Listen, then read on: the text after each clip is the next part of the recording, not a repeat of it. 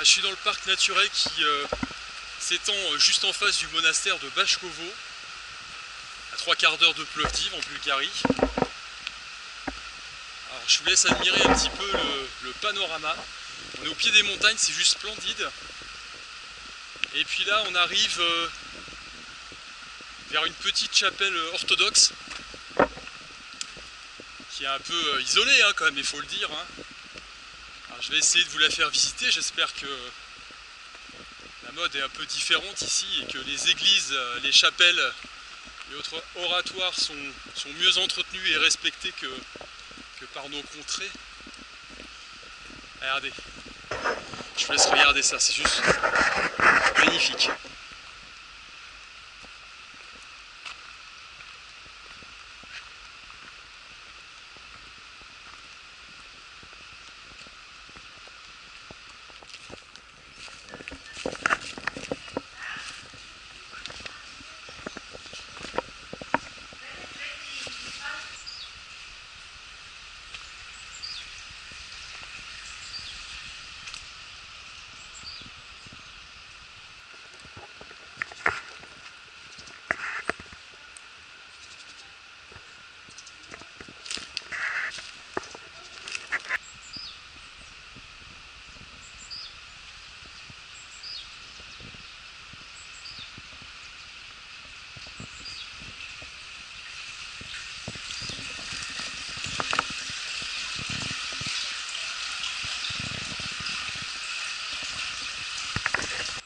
On est sauvé, elle est en bon état, c'est bien entretenu.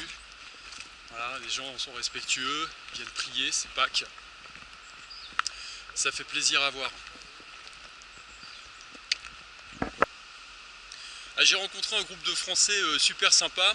Victorien, Virginie, si vous voyez cette vidéo, je vous passe le bonjour. Alors, il en est sorti un truc, parce que Victorien, lui, souffrait d'un problème que j'ai rencontré moi aussi au moment du choix de l'expatriation en fait. Hein. Le truc c'est qu'il se met trop la pression et en fait quand vous vous expatriez vous mettez trop la pression. Alors il va falloir redescendre un petit peu.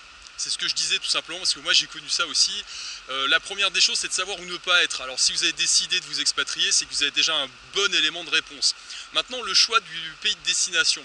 Bah ça, vous avez les éléments qui sont posés sur le papier, puis vous allez aussi tout simplement prendre un billet d'avion, aller repérer l'endroit, voir si ça vous plaît, le ressenti, voir avec les gens, etc. Il y a plein d'éléments.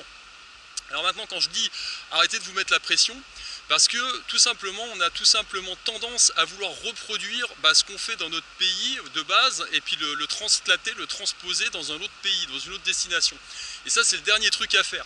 Alors je vous donne un exemple, c'est très simple, il y a 2 ans je crois, ouais, 2-3 ans, 2 ans, il me semble, je sais plus, enfin bref. J'étais parti en repérage avec mon pote Rodolphe, on était parti au Portugal, voilà. Alors sur le papier c'était super, je m'étais dit, allez, je vais m'acheter une ferme à Montchique, une demi-heure de Faro dans les montagnes, comme ça je vais bigner mes patates, je serai tranquille, et puis s'il y a une guerre nucléaire, logiquement je devrais être moins touché que les autres. Alors le souci c'est que sur le papier ça a l'air pas mal, et puis quand on y va, eh ben, finalement ça m'a pas plu, je me suis aperçu que c'était pas fait pour moi tout simplement. Alors du coup ça a été compliqué parce que je m'étais mis la pression, voilà, je m'étais mis dans un contexte où il fallait absolument que je trouve quelque chose, voilà, j'ai traversé le pays de long en large, et donc grâce à lui, hein, je dois lui en remercier, j'ai pas franchi le pas, j'ai pas fait cette connerie. Hein, voilà, l'idée c'était de revendre mes biens immobiliers, de m'installer au Portugal, enfin refaire exactement la même connerie entre guillemets. Donc vous n'allez pas quitter, je sais pas moi, par exemple un enfer fiscal pour en trouver un autre, vous n'allez pas vendre un bien immobilier qui n'est pas si liquide que ça, hein, pour acheter dans un endroit où si ça se trouve ça vous plaît pas, au bout de 6 mois, 1 an vous n'arriverez pas à revendre, donc vous allez être coincé. Donc c'est le dernier truc à faire, donc enlevez-vous cette pression. Déjà, vous savez que vous ne devez plus être dans un endroit, vous partez, voilà, vous avez pris cette décision, c'est plus difficile, parce qu'on est quand même viscéralement attaché à notre pays d'origine, hein, c'est quand même, voilà, on le ressent quand on est expatrié. Et donc du coup, après sur le papier, après vos repérages, vous avez trouvé une destination, super. Et puis maintenant, tout simplement, vous offrez la possibilité d'être le plus mobile possible. Parce qu'imaginez, quand vous êtes dans votre pays d'origine, si vous ne vous plaisez pas dans un quartier, un village ou une ville, tout est tellement différent à l'échelle du pays ou d'une région ou d'une zone géographique. Dans un pays, c'est exactement la même chose, dans un autre pays, c'est exactement pareil, vous êtes confronté au même souci, entre guillemets. Donc arrêtez de vous mettre la pression, vous vous rendez mobile, vous avez décidé de vous installer dans un pays, bah, allez-y, et puis louez, voilà. Et puis attendez, laissez voir venir, laissez votre ressenti opérer, discutez avec les gens, essayez de voir comment ça fonctionne dans le pays. Et puis bah, si ça vous plaît, super, il n'y aura plus qu'à envisager éventuellement de faire souche.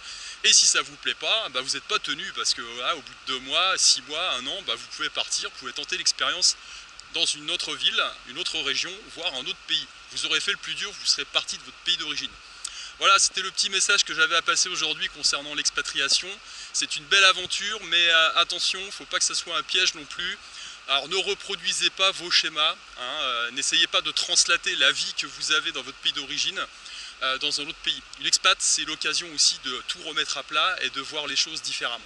Allez, sur ce, bah, je vais profiter du soleil là et de l'environnement. Je vous fais un petit travelling. Voilà, et je vous souhaite une excellente journée. Ciao, ciao.